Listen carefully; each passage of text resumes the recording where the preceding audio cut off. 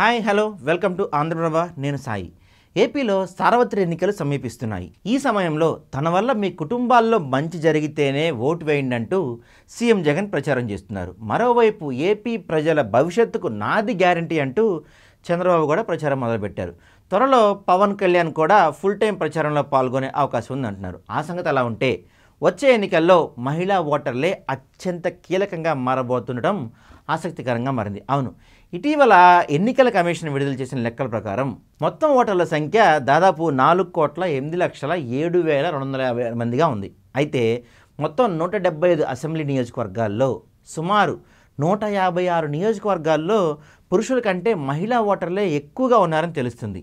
ఈ మేరకు రాష్ట్ర ఎన్నికల సంఘం విడుదల చేసిన ఈ ఓటర్ల జాబితా తుది జాబితాలో ఇది స్పష్టమవుతుంది. ఈసారి ఎన్నికల్లో మహిళా ఓటర్లు కీలకంగా ఉండబోతున్నారట. ఓటర్ల సంఖ్యతో పాటు మహిళల పోలింగ్ శాతం బాగా పెరిగితే సుమారుగా 150 నియోజకవర్గాల్లో ఎన్నికల ఫలితాలపై వారి ప్రభావం కీలకంగా మారబోతుందని రాజకీయ విశ్లేషకులు చెప్తున్నారు.